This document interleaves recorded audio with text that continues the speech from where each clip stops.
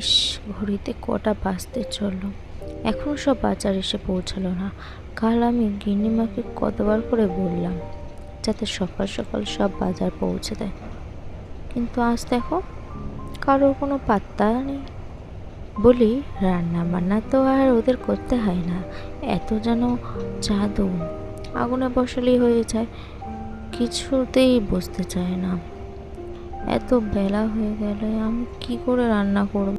এই যে, এই নয়ন, আয় আয় আয়, এই যে ওইখানটায় রাখ, বাজারগুলো সব ওইখানটায় রেখে দে। বাবা, হাঁপিয়ে গেলাম।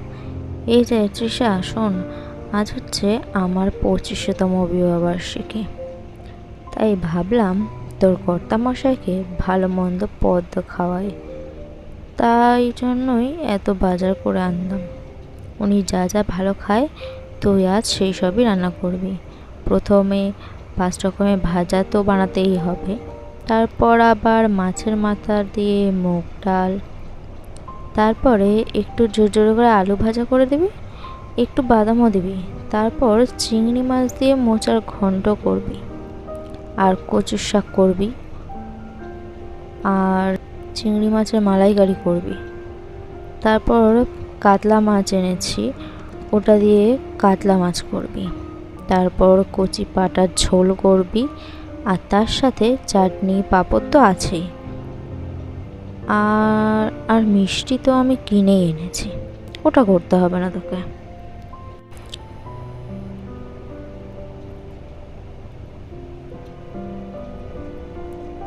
এত অবেলায় গিন্নিমা যে আমাকে এত ফর্দ ধরিয়ে দিল, আমি কি এত রান্না করতে পারবো এইটুকু সময়ের মধ্যে? হে ভগবান, তুমি দেখো, আমি যে কিছুই বুঝতে পারছি না। কিছুক্ষণ পর,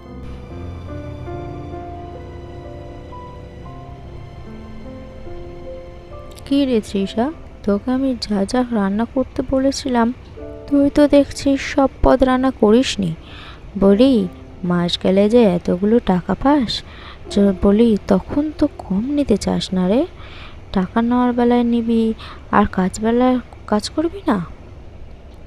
কত করে তোকে বললাম আজ একটা বিশেষ দিন, আজকের দিনটা নষ্ট করে দিতে পারলি। অর্ধেক রান্না তো নেই, তোর কর্তামশাই আজ খুব রেগে গেছে।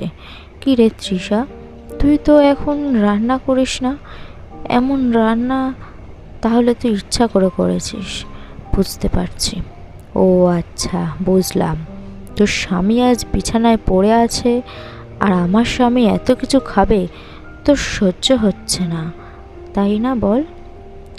আর শোন, তোর এই মাসের মাইনেই কিন্তু কাটা যাবে, এই বলে দিলাম। ইস, ছি ছি গিনিমা, আপনি এমন বলতে পারলেন? আমার একবারও মুখে আটকালো না। আমার স্বামী অসুস্থ, তাই আমি আপনাকে হিংসা করছি, এটা আপনি কি করে ভাবলেন গিন্নিমা? আর আপনি যে বলছেন আমি জীবনেও এত রান্না চোখে দেখিনি, তাহলে এত কিছু রান্না করতে পারতাম কি করে? যাক যাক, আজ থেকে আপনার সাথে কথা বলতে চাই না, আপনি অন্য কাউকে খুঁজে নিন। আমি আর আপনার বাড়িতে কাজ করতে পারবো না। এত অপমানের পর আমি আর এই বাড়িতে কাজ করতে পারবো না। আমাকে ক্ষমা করে দিন গিন্নিমা। হ্যাঁ হ্যাঁ, যাতে যা, আমিও দেখি তুই কতদিন তোর এই মুখ না দেখিয়ে থাকিস। তোর স্বামী যে অসুস্থ তুই ভুলে গেছিস বোধ হয়। তোর স্বামীর ওই ওষুধ আর এত টাকার জন্য আমার কাছেই তোকে হাত পাততে হবে, দেখিস তুই। গিন্নিমা শোনেন, আমার স্বামী এবার মরে গেলেও আমি আপনার কাছে আসবো না। আমরা দুবেলা কাজ করে খাই, তাই বলে আপনাদের অপমান সহ্য করব তা নয়।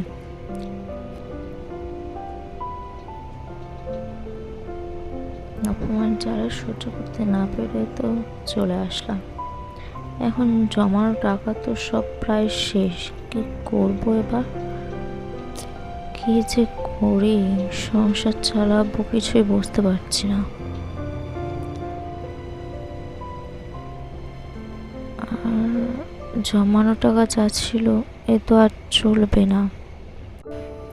এইভাবে তৃষার দিন চলতে থাকে। কিন্তু হঠাৎ একদিন তার মাথায় আসলো, আচ্ছা, সবাই তো বলে আমার হাত নাকি খুব ভালো, তাহলে আমি যদি একটা রান্নার দোকান দিই তাহলে কেমন হবে?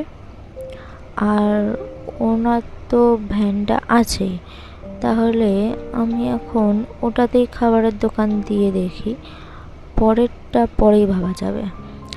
আমার বাড়িতে তো দুটো চেয়ার আছেই, সেই দুটো পেতে নেব, ব্যাস, তাহলেই তো হয়ে যাবে। না না, আর দেরি করা যাবে না, বাজারটা করে আসি, যাই।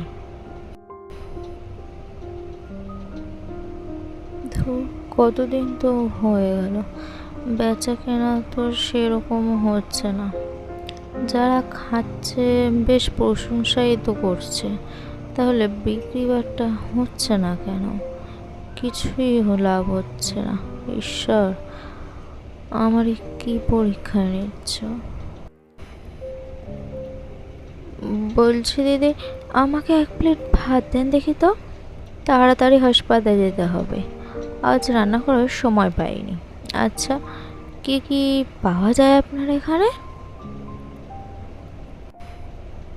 আচ্ছা আচ্ছা, আপনি বসুন, আমি বলছি। প্লেন ভাত আছে, ডাল আছে, শুক্তো আছে, আলু ভাজা, বেগুন ভাজা, পটল ভাজা, 3 রকমের মাছ, ডিম, 5 মেশালি সবজি, চাটনি, পাঁপড়। মাছ ভাত 60 টাকা, ডিম ভাত 50 টাকা, আর সবজি ভাত 24 টাকা।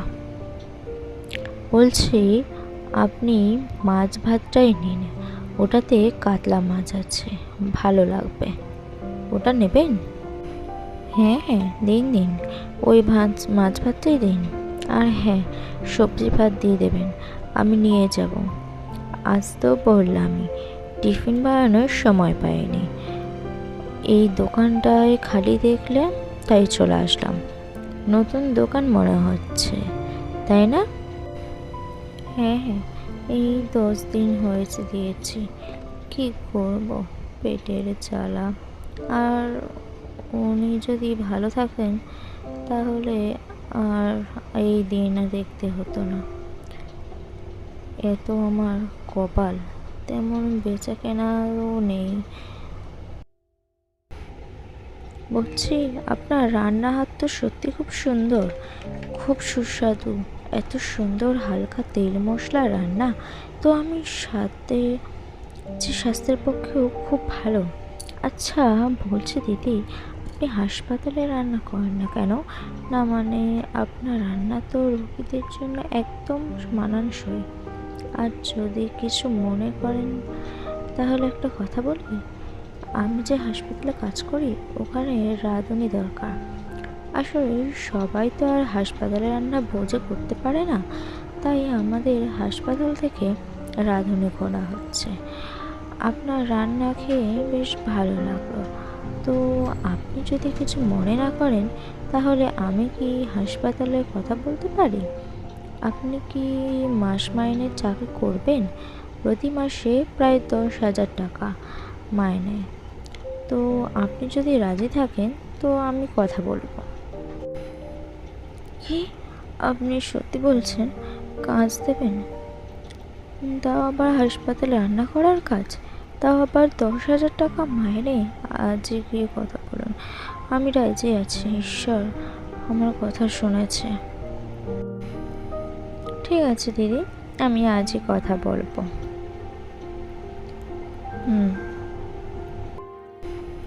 কত বেলা হয়ে গেল, এখনো তো আসলো না, কখন যে আসবে? ওই ওই তো এসে গেছে। দিদি, আপনার জন্য সুখবর আছে।